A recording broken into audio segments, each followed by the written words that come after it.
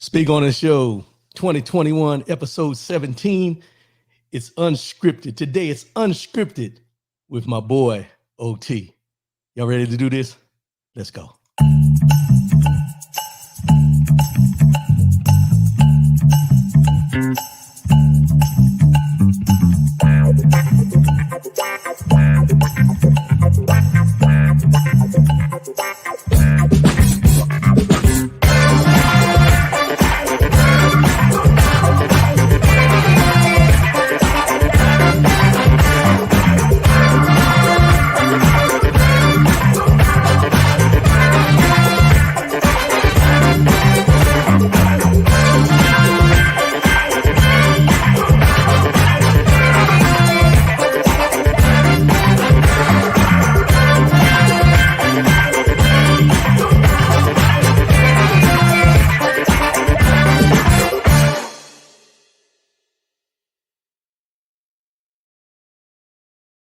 Good morning, good morning, good morning. Welcome to Speak On It. I am your boy, R.W. Coolins.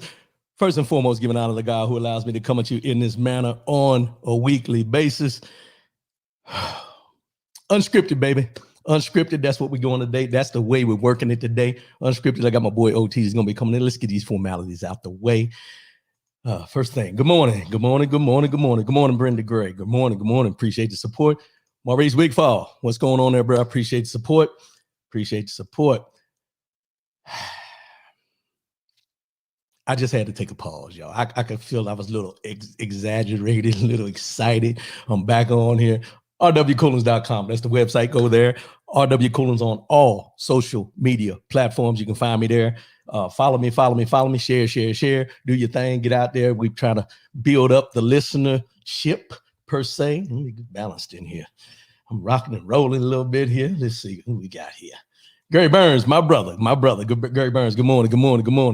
Brian Hoodie, good morning, my brother. Good morning. Appreciate the support. RW Coolins across all social media platforms. You can go there, get all the information, watch old videos, Spreaker.com, Apple iTunes. Also download the audio if you want to.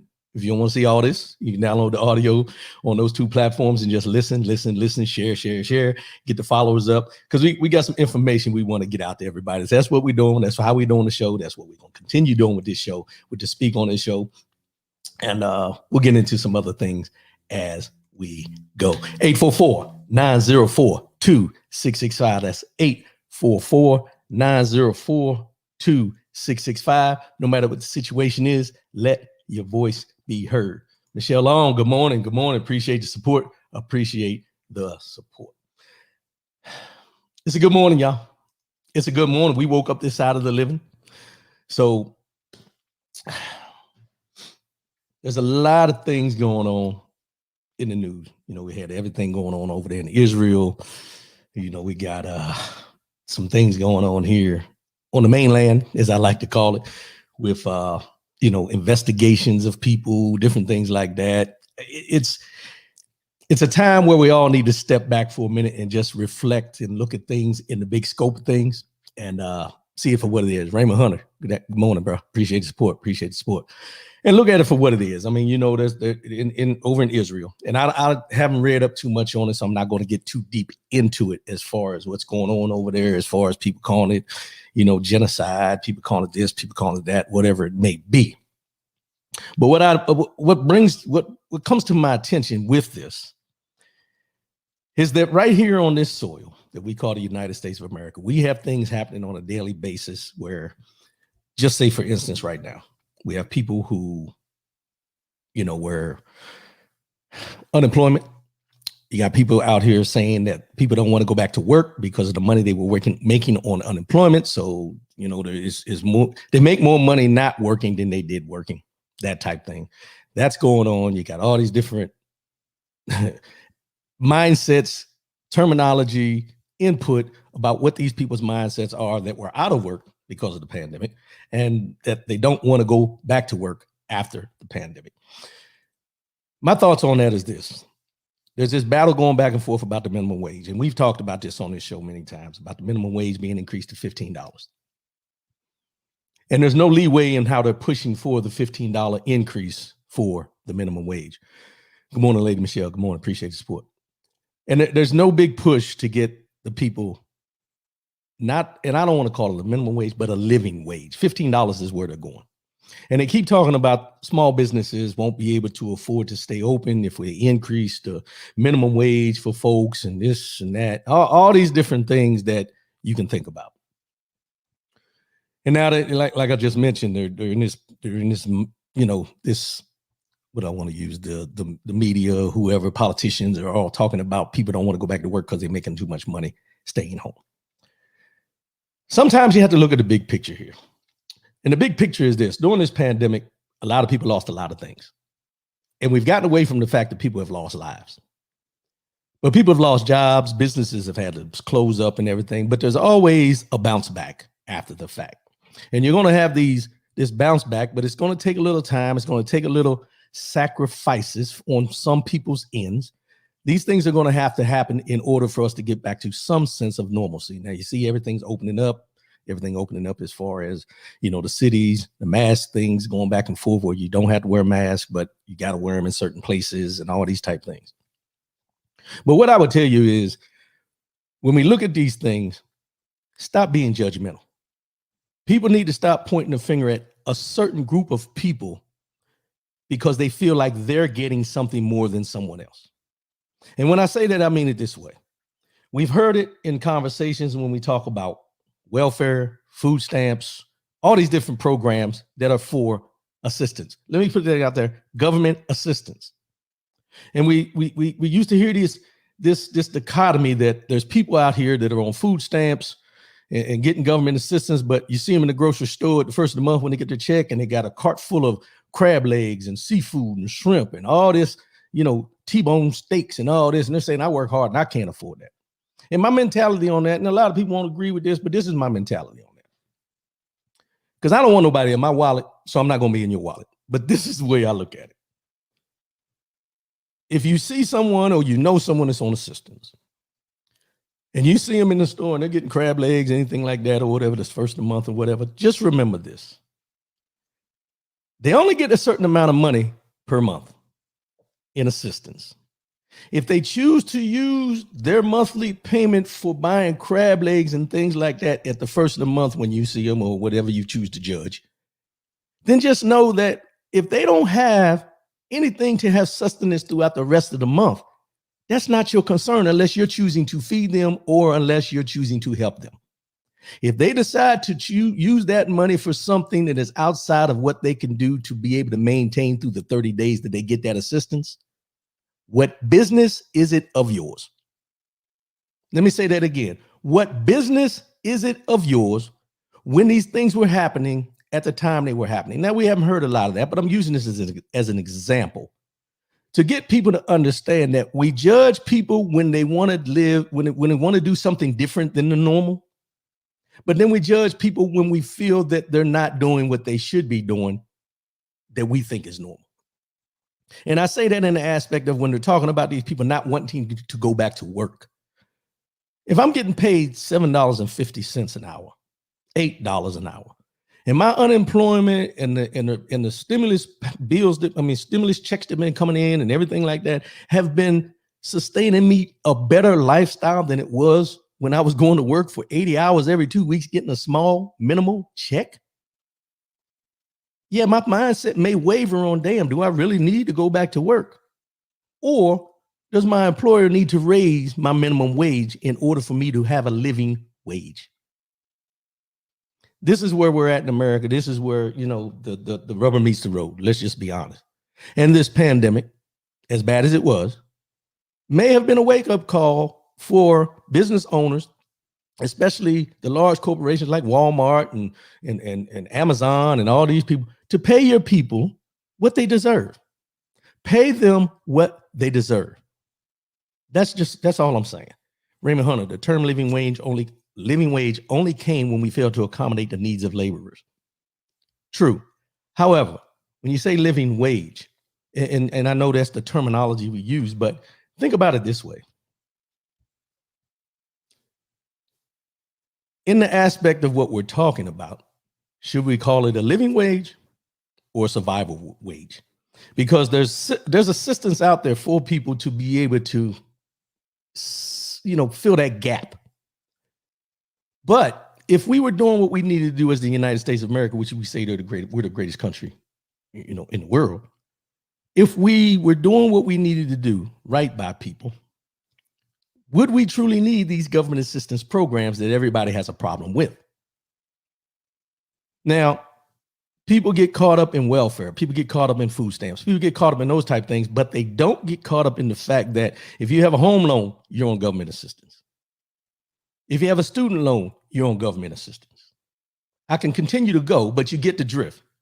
So if we don't look down our nose for these kids, and when you apply for FISA, FICA, what is it, FICA, whatever, FAFSA, the student loan program, if we don't have a problem with people using that in order for their kids to get an education, why do we have a problem with people who need government assistance when it comes to food stamps and welfare and Section 8?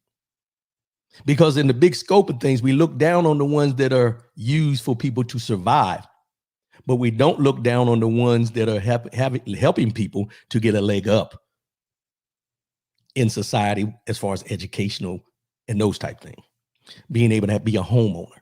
All these things are government assistance in the big scope. And now while we're on government assistance, let me transition to this. I read an article the other day that dealt with Black farmers. And there's this big thing right now where banks, as far as the loans, the USDA, are trying to get the Black farmers back up to a certain level as far as their loans and being able to continue having their farms, because we've lost a lot. And I'm not going to get into statistics today. This is unscripted, so that's what we're going to do.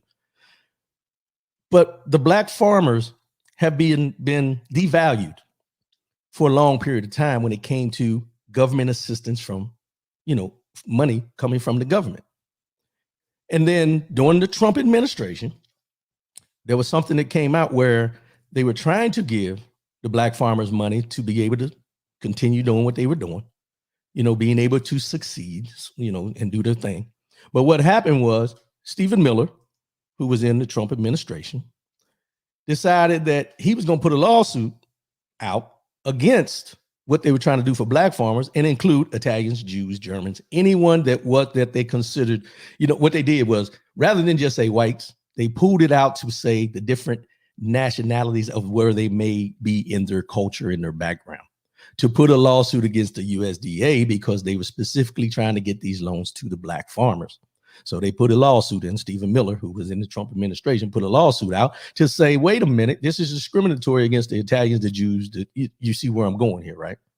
So he looked for a loophole to put this in there. Now that lawsuit is still out there, but right now they're still working on trying to get this money from the USDA to give to assist Black farmers. This is where it comes into play. This is where we get caught up in, not looking at the big scope.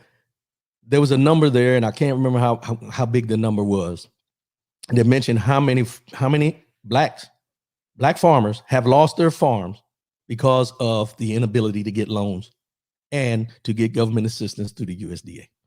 But just this week, the USDA, the new Secretary of Agriculture or whatever, went in, said, hey, we're going to give this money. This is going to go to Black farmers. The banks were trying to push against it, but now the banks have to cover it. So now these Black farmers that were still hanging by the skin of their teeth are going to be able to have the money to be able to continue having their farms and be able to operate their farms. Now, the other part that comes into that is the contracts that these farmers have or don't have to be able to provide for these large entities, markets, places like that. This is where we're at in America.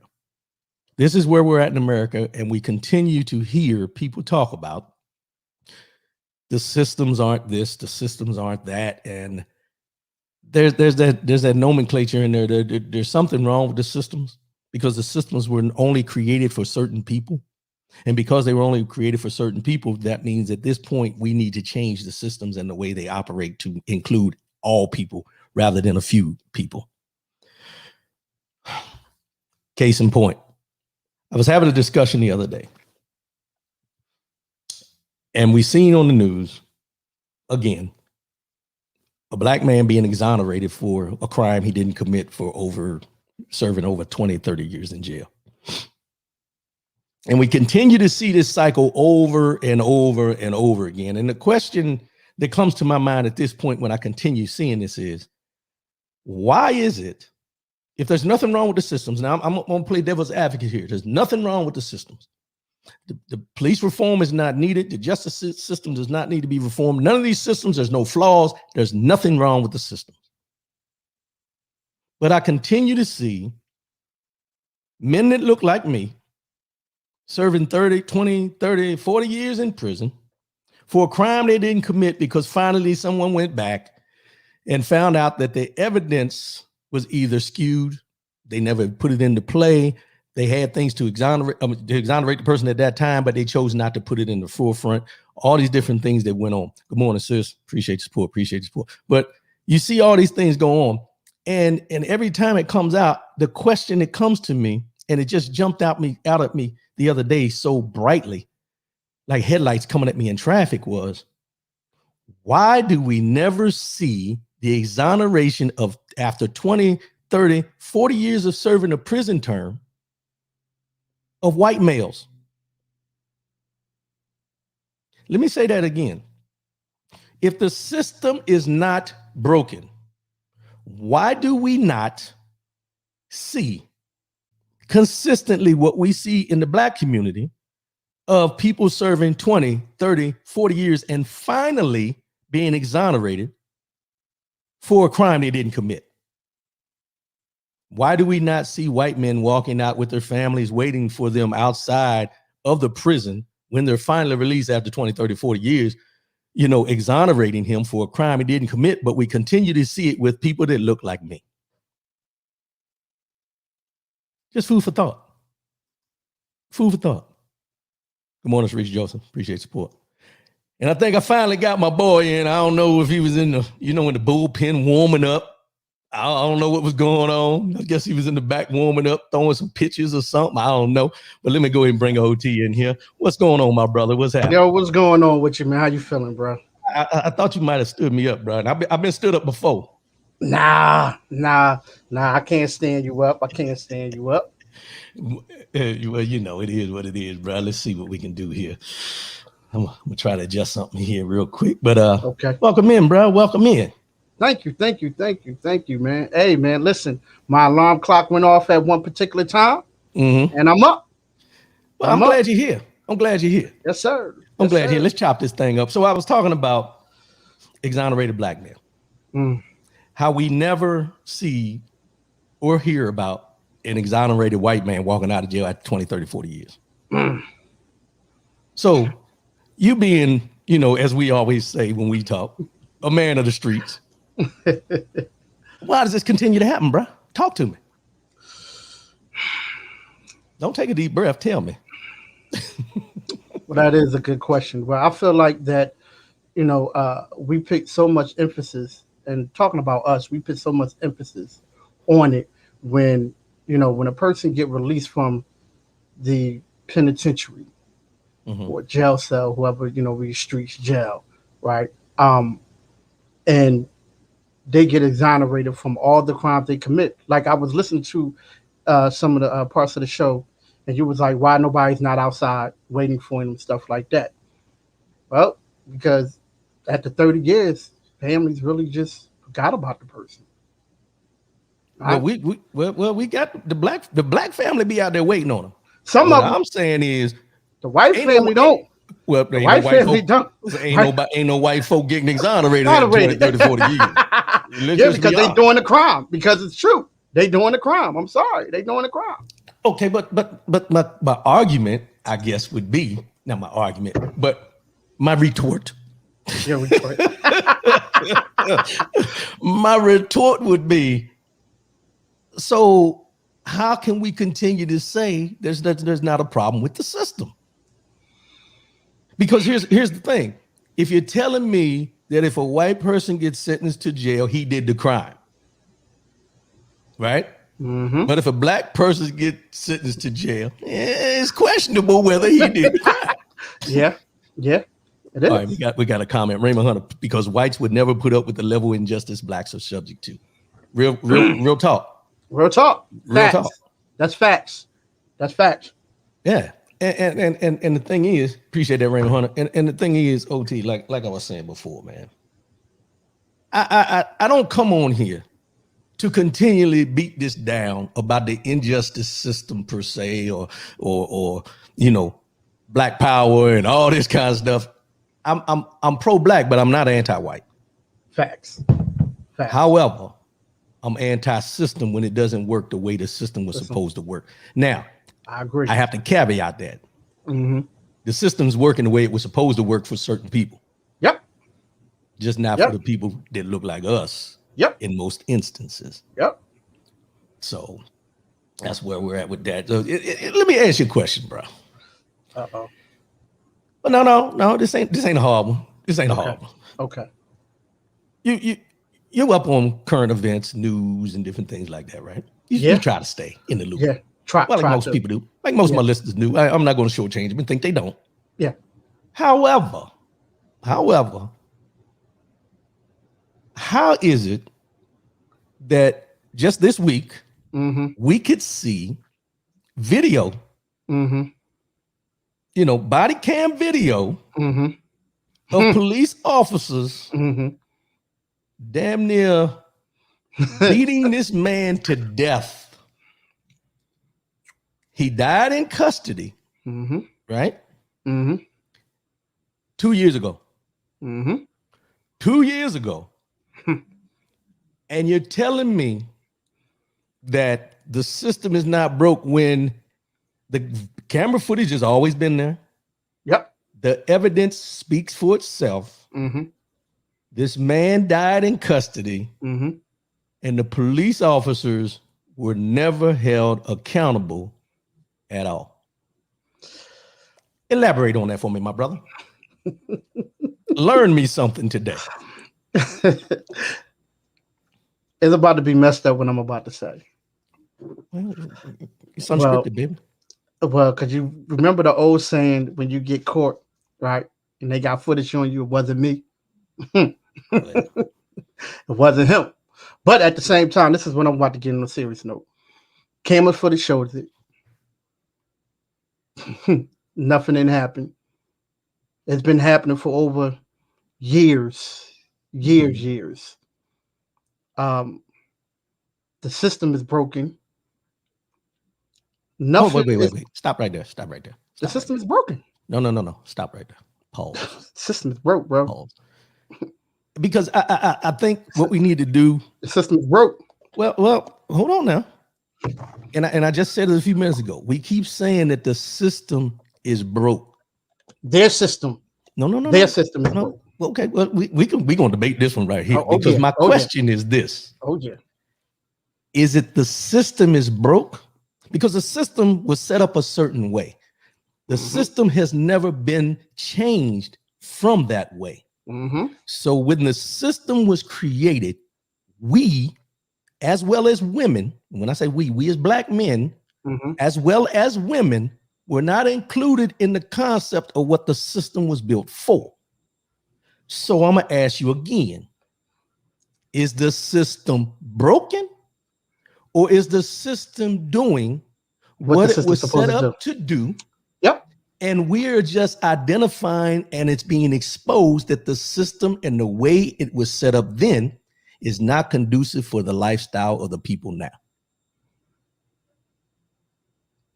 I agree. No. I agree, because when you go back to the history of what the police was, back then it was the slave catchers, right? To protect the property. True. Right? That's what it was. So at the end of the day, we was property, right? We wasn't considered human beings. We was property. That's why that's the reason why I go for human rights first before I go for any other rights. Because on a human level, we have to understand that when we came over, we was property. We wasn't never humans. But they label us as property. Huh? Did we come over? Hell, no, we ain't come over. I mean, they gripped us up. Okay, I mean, they gripped us up now. Okay, I just want to change that one word. We didn't come. We were brought. But go ahead. They gripped us up now.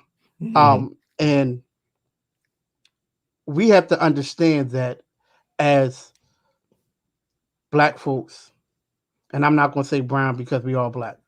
You know what I mean? Because I'm starting to get a little bit offended when people say black and brown. We're black, period. You know what I mean? Light skin, dark skin, brown skin, we're black. But when they say brown, they're referring to the Hispanic community, the Latino community. When they say Like I black said from and before, brown, I know, what you're saying. like I said from before, right? Let's get Mhm. our justice first before we start going out for other people's justice. That's Okay, how I'm feeling. wait. Oh, no, That's no, how I'm no, feeling. I'm no, no, sorry. no. I'm sorry. I'm not going to debunk what you're saying. I'm I'm not sorry. going to be. Let me get this comment I'm real so- quick. Hold on, Brian Hoodie. There's no accountability for those who set up the system. how can how can we include other races in our issues when we ain't even fixing our issues yet? Why is it all the time other people jumps in our issue base all the time? We allow that to happen all the time. Why? Someone needs to tell me why every single time we have issues as black folks, other cultures jump into our issues. Right? I understand it's for the help, but black and brown ain't got nothing to do with the Latinos.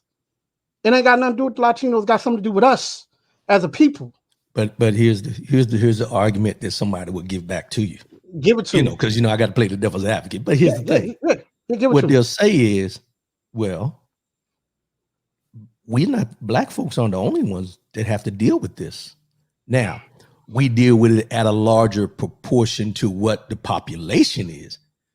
But I say that because we always talk about everyone has their own struggles Yes. somehow, some way.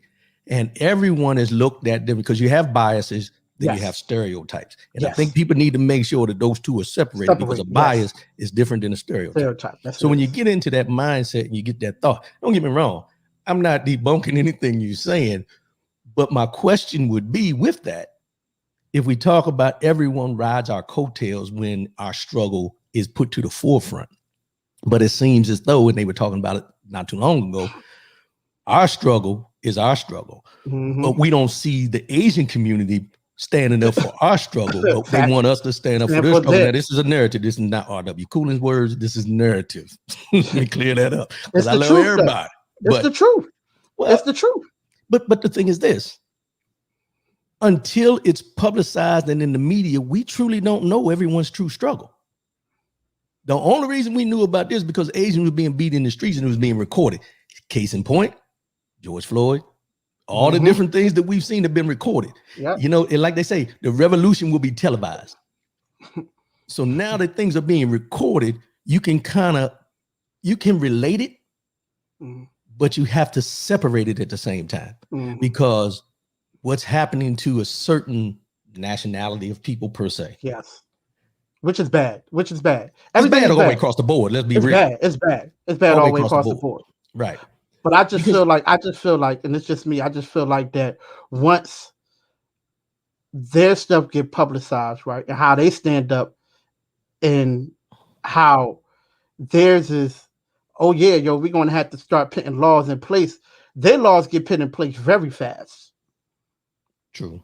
Well, Right? it did. Well, it's still Right? being pushed. It's going Yeah. back and forth. But however, where's ours? Well, Where's ours at? here's the other part of that. And it goes back to the systems we were talking about, how to set up, right? But when you pass these laws and you pass legislation, all these things, this tells you what I'm getting ready to say in my mindset, tells you why there's so much separation in the United States, in the world, across the board. When you have to specifically make laws, legislation, different things like that for specific for a specific nationality, race, or anything like that, specifically for them to be protected. Mm-hmm. there's an issue. Very big one. There's an issue because if you think about it, when you talk about animals, let's go with animals. Animals in the wild. There's this thing that they call, because an animal could become extinct, They protect them. they put them on a protected list. Yes. So my question would be, if you don't have the complexion for the protection, then why is it that you have to, because you have to make this legislation and these laws according to who it's impacting. Yeah. And when you have to do that, you already have caused separation, not only in what you're writing it for, but the who you're writing it about and the mindset of the people who have done the injustices to the people you're writing the laws about. So you've just put them on notice that, oh, I can't do that no more. So let me find something else to do to them. Mm-hmm. So let me ask a question. Right. Why can't we as a people stay on one agenda and start that agenda and finish that agenda? Why is it everybody is shooting for something different? And I feel like that's the reason why people don't really take us seriously, because we all on different agendas. And what I mean by that is that, I got a couple of my friends, right? They prison reform, right? Mm-hmm. They are about prison reform. I got a couple of friends that's brutality, police brutality. Got a couple of friends in the education system, right? Mm-hmm. And they all on different levels, right? They are different agendas. But what is the true agenda? So if we all spread it all over the place, then why can't we just come together and have one agenda and stick to it? Start it and finish it. Well, they're all different agendas. Yeah. No, I get what you're saying. Mm-hmm. They're all different agendas per se. Mm-hmm. But they're all looking for the same thing. And you know what that is? Talk to me. Equal protections under the law. Mm-hmm. No matter what the agenda is, they're all searching for that same phrase that's in the Constitution, wherever you want to find it, equal protections under the law. And that's where the disconnect comes in, is because there is no equal protection under the law, depending on who you are. So go ahead. If we understand that, mm-hmm. then why can't we understand that we're not getting treated like human beings? So wouldn't that be the first agenda out of everything? Because you look at the Constitution, you look at laws, it don't have nothing like us as humans. Well, that's because we were never looked that way. But the thing is this. You hear them talk all the time about the Constitution and everything. And if you ever pay attention to when they talk about the Constitution and amendments, right? They stand firm about the Constitution and the amendments, and they always reckon back or hearken back, let me get the wording right, to what the forefathers' mindset was when they wrote these things into play, right? So what gets me about that is that if you reckon or hearken back all the time to what the forefathers' mentality was at the time, and you choose not to change anything about what was going on then and now, then you're comfortable with the way the systems are, and you're comfortable with the way people were treated that didn't look like the ones that wrote or they called the forefathers. So with that being said, it comes into play with this. If you have this policy, let's just go modern day. You have a policy and you wrote this policy. Yeah. And at the time you were in charge, this policy worked for what you were doing. Right? Yep. Then you leave. New manager comes in. He looks at the policy. The policy has worked up to this point. But there's different dichotomies, dynamics that come into play between the time you left and the time this person takes over. Yeah. But the policy is not a one-size-fits-all thing. So that's where that policy change has to come into play. However, in business or anything that produces income monetarily comes into play, you change policies according to your bottom line. Yeah. Yeah, because we had to change some policies. Exactly. Everybody does. Yeah.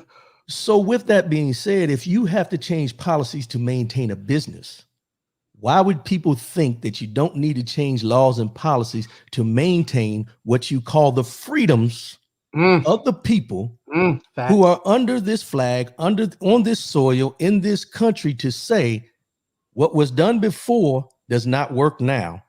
We need to change certain things about this to be all inclusive Mm-hmm. for everyone here, because you have to remember at the time you didn't have what they so-called illegal aliens. The illegal aliens were the forefathers who wrote this shit. I mean, let's just be real about it. So they quick to throw that illegal alien thing on there for the people at the border, but they don't recognize the forefathers as being illegal aliens when they sat there and wrote them documents. So that's why I said we need to start changing those things, changing those documents, man. How do you do We that? have to. How do you do that?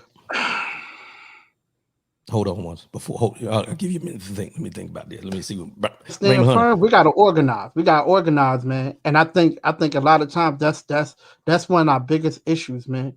We don't stand firm on a one agenda, and that's that agenda. So let's stand firm on that agenda. Like when I sit back and I think about all of our forefathers, our black forefathers that came up in the game and did a lot of things for us, they stuck with an agenda. They stuck with that agenda, and that agenda got them somewhere. Half 90% of them got assassinated because of the agenda. Well, you know, but that agenda was real, right? And they stand firm with that agenda. We all over the place now. We all over the place. Well, let's get Raymond Hunter's comment in here. We must first acknowledge we are political prisoners in this country, brought here against our will, locked down and secured borders, and cannot leave without permission. Example, passport. Whoo. Whoo. I'm dropping the mic. I'm dropping the mic. Woo. But he hit on some key things there. Yes, because if you really think about it, without you can't leave here. Nope. Or you might be able to leave per se, but you can't come back without that passport. You can't get into other countries without a passport. So the question is, who created the passport mentality? Because a lot what we do is a lot of the countries we talk about, you know, with third world countries and all these type things, they don't have the restrictions on travel like we do to come into the United States of America or anything like that. Brian Hoodie, justice for all, keyword all. Who is the all? Well,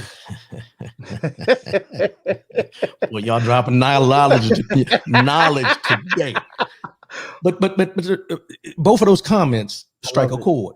Yeah, because something you just said. Now I'm gonna go back for a minute, and it's something you just said, and I have this wrote down. Even before you said it, because it's something that came up this week that I seen it, and I was thinking about it. Do we need one black leader? No. Do we need or is it required for us to have, well, and I'm only going to say one, someone identified or persons identified as our black leaders? Do we need that? Because you talked about all these different agendas where we're not concentrating on one, getting that fixed, getting this fixed, but they all bleed into each other. But do we need that? I don't think we need one leader. Well, what do we need then? Because you mentioned there's too many agendas. But at the same time, I want you to think about this, right? So King and Malcolm, when you really look at the scope of things, had the same agenda. Different verbiage. Different verbiage. Right? Different verbiage, but it was the same agenda. Right? Marcus Garvey had the same agenda. Right. All these leaders, when you think about all our leaders that we had the same agenda, but different verbiage, but it was the same agenda. Okay. So I'm gonna ask you this. So I think we should have key people in place.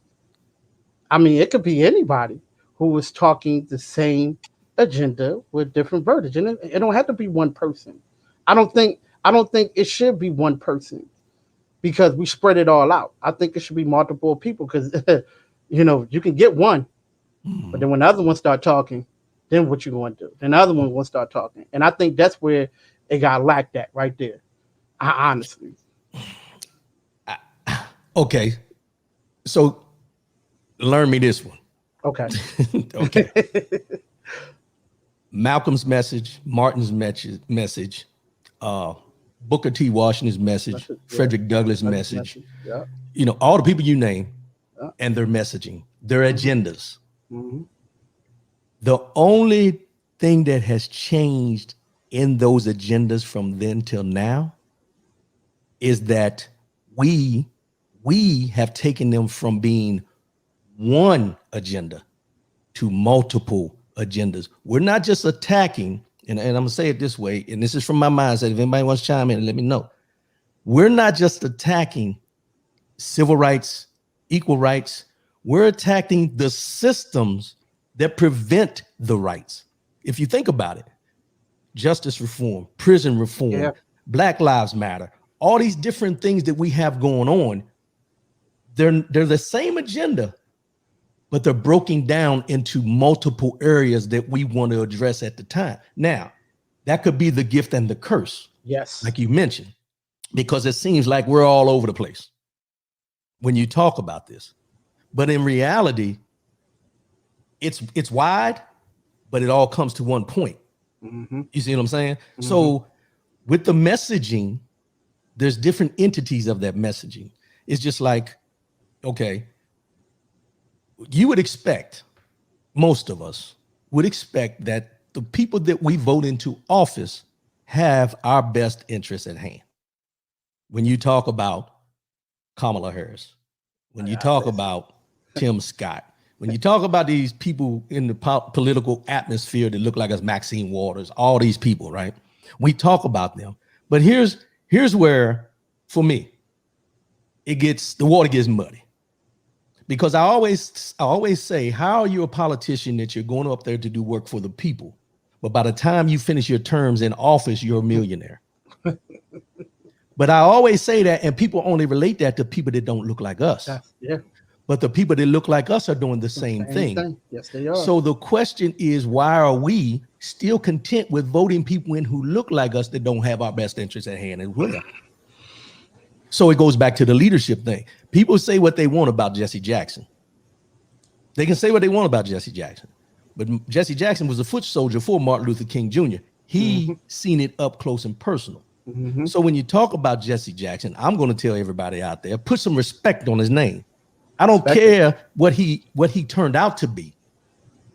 I'm talking about who he was when he was under the person who we all admire and talk about on a consistent basis. Yeah. Now, where he went awry, that's one issue. But where he was at in the battle, on the streets, in the marches, you can't take that away from him. Nope, can't. You have to respect the hustle of what he did when he did what he did. I agree. So, I agree. but black leaders, talk to me, bro. You laughing?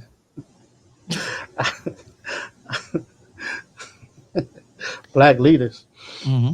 Black leaders starting to look like us. Age groups. I don't know. I don't know. I mean, we used to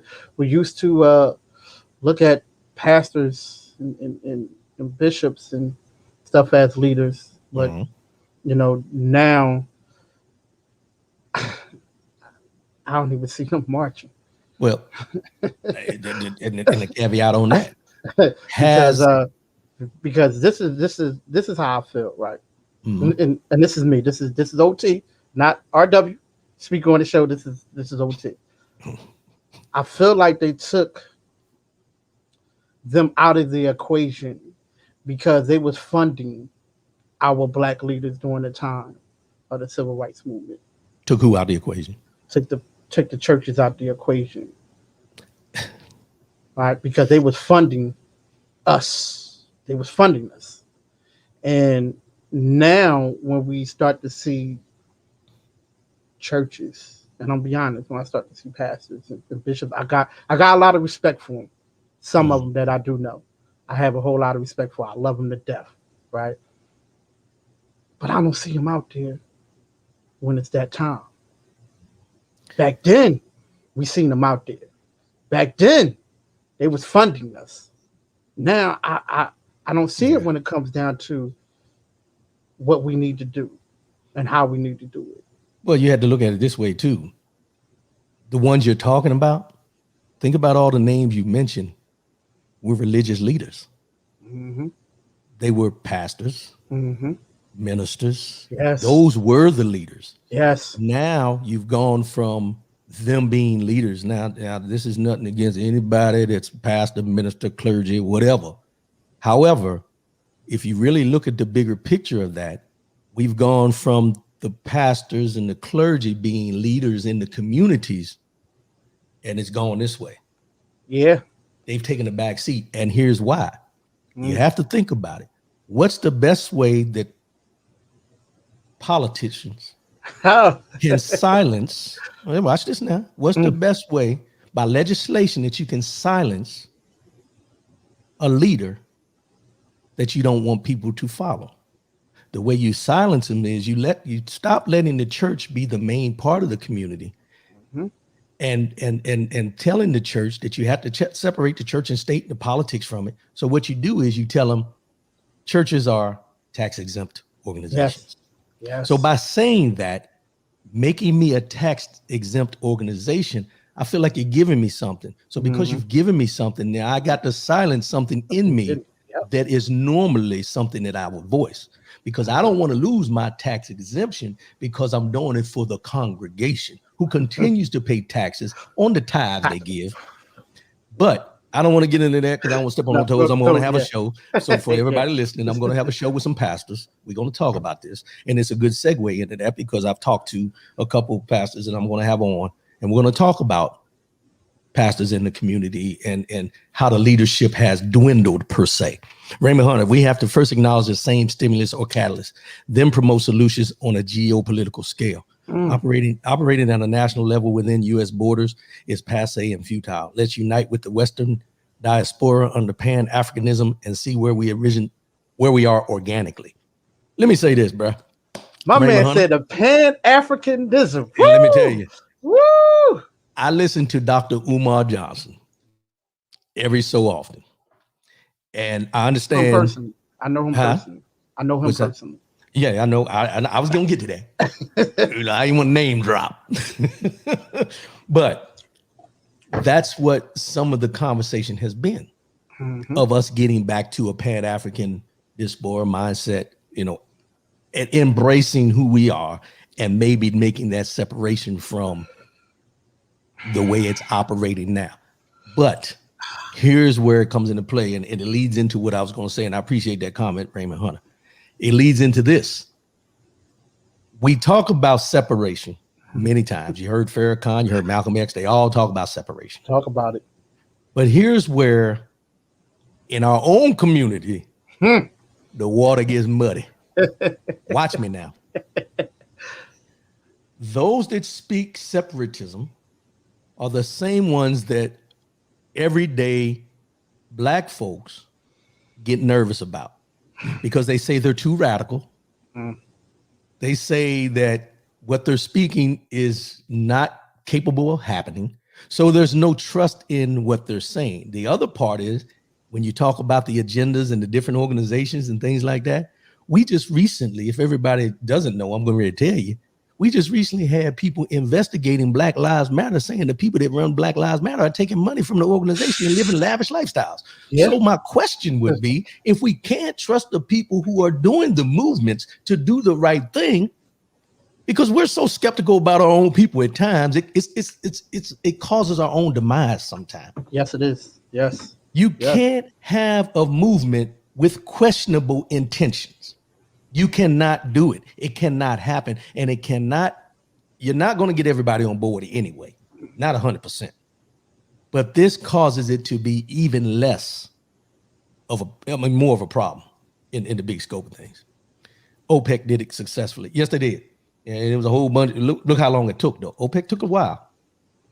OPEC took a while, but it did do it. And it's just like, if we want to go, to even think about that, when you go back and talk about the Israel-Palestinian thing that's going on right now, that's all about separation. Yep. But it's separation, but I want my land. You can go. You can go. Give me my land. Mm-hmm. So, bruh, the struggle is real. It is. The struggle on all phases. On all phases. The struggle is real. And the other part of it, man, and I'm gonna say this, the hardest part of it is for us, and when I say us, I'm talking about people that look like us, to come together and accept it, and what I'm trying to do for face value, not for ill intent. And don't assume I'm trying to get something from you. It's going to benefit me. It's not going to come back to you. But that's the skepticism that comes in with all these different agendas, movements, and different things like that. And I think that's why we can't get that cohesiveness, is because, think about it this way. Colin Kaepernick took a knee, and you still had other folks that didn't agree with him that looked just like him. And then in our own community, we had people questioning him because they said, just like they did with Barack Obama and Kamala Harris, they aren't black enough. So the question is, when we talk about having a leader, what does the leader have to look like? Does he have to look a certain way? Does he have to be born a certain way? Does he have to say a certain thing? Why are we so skeptical of a person's background rather than their intentions? Well, that's where the problem comes in. I gotta say this. Kaepernick, that man did the ultimate sacrifice, yo. How many NFL players would say, I would lose my job and don't even care about it? Huh? How many people out here would actually say that? Well, my man knew that he was going to get screwed. He knew it, but he still fought by it. He still did it. Well, they say if you don't stand for something, you'll fall for anything. Yeah. But can I ask this question? Can I ask this question real fast? Why is it that, and we're going to say religion-based, that we can't even get along as Black people, and we have different religions? Now, mind you, I have Muslims in my family, have Christians in my family, right? And we all get along because everything that's getting taught, it still tells you to love. It still tell you to love. Out of every book's out here, it still tell you to love thy neighbor. Might translate it differently, but it still tell you the same thing. It still tell you, don't be having hate in your heart. That's not what God will is. Why is it now that I'm telling you, man, I'm starting to see it a little bit too much? Oh, no, he's a Muslim, so I ain't going to have conversations with him. For what? Why? Well, that hurt. Honestly, that I know. That hurts more than anything else for me, because we all look. It's one of them things. I guess he froze up. Yeah. If you say you're this religious person, then if you say it, it tells you to love. It tells you that. If you're following what you should be following. And now we're having wars about it. Yeah. Well, we fear what we don't know. And I don't use the word fear often, but in this aspect, you have to use it. We fear what we don't know. We fear what we don't understand. And a lot of times what happens is, when we don't know, the best thing to do is to hate it. The easy thing to do is hate it. Remember the Willie Lynch letter, quote, turn the dark ones against the light ones. It will last for generations. Paper bag test. Paper bag test. Appreciate that, Brian Hoodie. Hey, paper bag test. Hey, man, some knowledge is getting spoke today. Well, and I'm going to go back to what you said, too. Because here's the thing. Yes, we are all taught, and it's all in the book, no matter what book you read. Love thy neighbor. Yep. Love thy neighbors, you love thyself. Treat folks as you expect to be treated. All that. All the cliche phrases you can think of, they all there. We all know them. Yep. But here's where, for me, I think the difference comes into play. I already mentioned we fear what we don't know. Mm-hmm. But the other aspect of that is we have to look at it in this in this mindset too. You don't like the person you with 100% of the time. Now let's be real. Let's just be honest here. You don't like the person, you don't like your family members. There's certain people that you're not going to agree upon 100% of the time. But even when you don't agree, there's no hate and there's no love lost. Yep. You have a happy medium there because there's a reason that you're with the person. There's a reason you're with that family. You love your family for who they are. You may not like the decisions they make at certain times, but you're going to love them. Yep. And support them. Right. So the thing comes into play is this: love thy neighbor. Okay, love thy neighbor. But you may love your neighbor, but you love them. Your neighbor may not love you back. You can't divorce your neighbor. You feel me? You can cut them off. I don't have to communicate with you, but there's certain stipulations or there's certain hindrances to the dichotomy of that. Now, the thing about it is this: when you talk about the clergy, you talk about the religious aspect and how different nationalities don't get along, and you got certain leaders that don't like certain leaders. Let's just be real. Yeah. But the thing about it is, if you dig down in, and I always talk about the roots of a tree, when you dig down to the root, what is the root cause of this? Mm-hmm. Most situations is jealousy and envy is the root cause of a lot of hatred that goes on. Now, with that being said, I'm going to put it in this aspect of my mentality and the way I see it when it comes to us as a people and why we are so minimalized, spoken about, treated wrongly, anything you can say. This is the R.W. Coolidge breakdown of that. Why we are done the way and looked at in the manner that we are. When the jealousy and envy comes in, it comes in from other folks in this aspect. Name me some people that have persevered over everything that has ever happened to them in their life. And I'll show you a people that are proud. I'll show you a people that are strong. And I'll show you a people that no matter what the obstacles are, they make it through. Everyone cannot say that. Every nationality can't say that. And sometimes the jealousy and envy comes in because when they see the strength of the people that have been crucified and everything else you can think about and still come through it, I'm going to do whatever I can to tear them down and hold them down. Because if they've accomplished coming out of that, if I give them leeway, they're going to take this shit over. That's the mindset that I keep. That's the mindset that I stick with, because at the end of the day, you can only try to control what you don't want to be in control. Goes to that goes to what I was saying. Everybody want to jump on the coattails of us. You know what I mean? Everybody want to be included. I don't have nothing, honestly, like there's nothing wrong with it, but I just feel some kind of way about it. It's just me. It's just me. Because we can't even get along with ourselves. You know what I mean? And we've been through a lot. Our people been through a lot. That old saying, they want our rhythm, but they don't want our blues. Yep.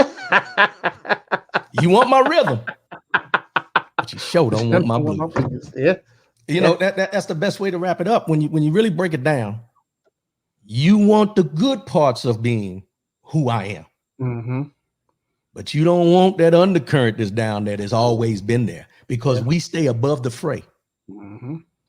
You know, we do whatever we have to do to survive. We're continually in survival mode. And a lot of people will look at that and say, oh, black folks complain all the time. Y'all ain't got it that bad. Look at where you're at. Look at where you live.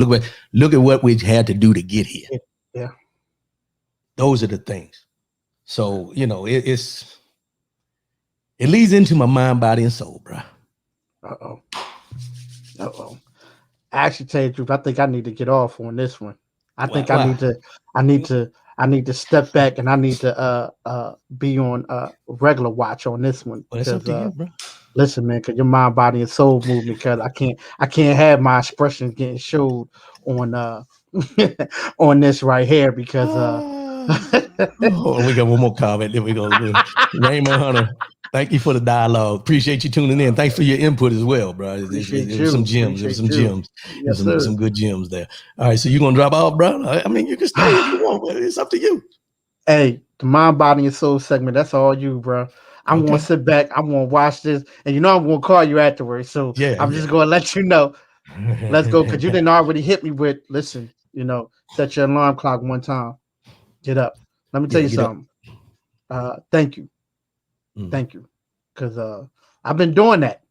I've been doing that, and I've been hitting some projects, and and I was like, I wasn't going to do it, but I've been doing that, man, and it actually feels good. To be honest Yeah. with you, it feels real good, man. So I'm thank glad I you, could help. I'm glad I thank could you. help my brother. Hey, hey, listen, man, that mind, body, and soul, bro. I'm telling you, man, you be hitting it on the head. So this one right here, thank y'all. Thank you for Appreciate you having me. tuning in. Where can they find you at, bro? Let's get that out the way real quick. Oh man, Where can they follow you? you can follow me on OT Radio Show One on YouTube. You can follow me on OT Show on Facebook. Mhm. Everything is OT. Everything is OT. OT Show, OT Radio Show One. Everything is OT. So All right. thank y'all. I appreciate y'all. You know what I mean? Hey man, thank you because you up next. Don't get it. Oh yeah. You up next now. We You talk up about next. that offline. We talk about that offline. I'm not gonna talk about that right now. We talk about that offline. Yes, sir. Yes, sir. But Little thank Noah you, man. Philly, I love the message. We appreciate you tuning in. Appreciate the support. Appreciate it. Appreciate the Hey, support. thank you. I appreciate you, man. And I'm ready for that mind, body, and soul. So you go ahead and click me off. I'm about to go ahead and enjoy this on my YouTube. All right, I won't appreciate you watch it on too. TV. Appreciate you, bro. Appreciate you. Appreciate All you, right, bro. bro. All Appreciate right, you. bro. All right. Later. All right, mind, body, and soul. Let's go ahead and get into that. Appreciate you, OT, one more again. Mind, body, and soul segment. This is the year of 2021, one day at a time. And self-care, self-love, everything is about self this year. So here we go. Mind, body, and soul. Very simple today. The journey. And the journey breaks down to three parts for me. Where you been, where you at, and where you're going. The journey.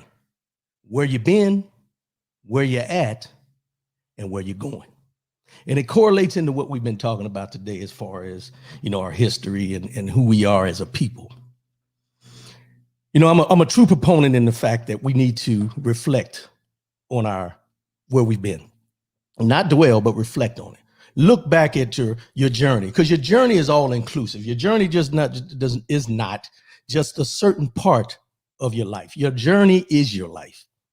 And where you've been, where you're at, where you're going are three basic parts of it that you truly need to understand and you truly need to delve into every once in a while. And when you talk about where you've been, yeah, it can be your past. But when you talk about where you've been in your journey, what were you doing? What was your journey about? What were your goals? What were your dreams? What were your failures, in the where you've been segment? Because what happens going forward, we have to unpack. Because a lot of the things that happened to us in our past of where we've been, we bring into where we're at, the current position of where we're at in our journey. And it affects our growth and our evolution from one phase to the next. Sometimes what we have to do is in that unpacking, let things go, get rid of it, pack lightly in order for us to move on in our journey. But what we do is we hold on to things, and we don't hold on to them for growth. We hold on to them as a crutch. We can always resort back to the reason I'm not here is because of what happened there. When you talk about your journey and you're going on your journey, where you been, identify where you've been, and then look at where you're at. Because every person that can hear me today knows where they're sitting at now. There's been people who've questioned you. There have been people who've doubted you. Hell, you've doubted yourself at times about where you're at right now compared to where you used to be. There's nothing wrong with that, as long as it's done for the growth part of it and to see how you evolved in life. Because where you're at right now is not your final destination in this journey. Your final destination is unknown, but you got to know where you're going in this journey. See, when you get to a certain point, we get comfortable, we get lethargic, we get to a point where we just feel like I've made it. And then we see where we should be going to, but we get comfortable where we're at. You got to pick them bags up from the, what you've unpacked already and where you're at right now, and know that there's something bigger and better for you going forward. And you got to keep on keeping on. The journey only ends when you choose for it to end. Where you've been, where you're at, and where you're going. If you keep those three principles in your whole being on a consistent and daily basis, you'll find a way out of no way. You'll keep on pushing. You won't get comfortable, because every day you wake up, when that alarm clock, as OT mentioned, when that alarm clock goes off that first time and you rise up out of that bed, you got a destination. You know where you're going, because where you're at right now should not be your comfort zone. We get comfortable, but we need to get uncomfortable being comfortable and continue moving forward. Because unless you know where you've been and look at the greatness of where you're at, that's how you find out where you're going. The journey, the journey, the journey. Enjoy it, appreciate it, and by all means, keep God with you in that journey. You'll be surprised how much easier that journey can become. Let's go ahead and wrap this thing up. I appreciate OT being on here today with me. We talked about some things. It was unscripted today. Nothing, no notes. A couple little points of interest that we were going to talk about, but most of it we went off top of our head and had no idea what we are going to talk about, but that's just where we go. I try to do this every so often to just get away from the normal scripted way of giving you news and giving you facts and giving you basics and everything like that. But, it's one of those things where you have to look at it. And from my perspective of sitting behind this mic, I can give you stats. I can give you who did what, when, where, and where, why the political system is all this and that and everything. I can give you that every week. And I don't mind doing that. But every once in a while, I have to pull back and just go off the top of the head. What's in my mind? What am I thinking about? Because those are the conversations where you truly get the true essence of what a person's about, what a person's mindset is. And you also find out about their journey, where they've been, where they at, and where they trying to get to. I appreciate everybody tuning in. I love y'all. And as I say, I got some pastors going to be coming on here. We're going to talk about the religious aspect of things that are going on in the world, as well as what affects them and how they became a pastor. Let's just get real about it. How did they become a pastor? What was their calling to make them become a pastor? And as I always say before I sign off, also, keep your eyes open. The Just Coolins podcast is going to be coming back. I got something in store for you. It's going to be some things that, some conversations with Coolins. That's what it's going to be under the Just Coolins podcast. So be ready for that. We're going to start off. And I got a first special guest. I'm not going to tell you who it is, but all I'll tell you is she's going to be surprised. But at the end of the day, it's going to be a good conversation. As I always say before I sign off, love yourself, love one another, keep your head up, and most definitely keep your faith in God. I love y'all, and I'll see y'all again next week. Holla at your boy, rwcoolinsbaby.com. That's the website. Go there. Peace.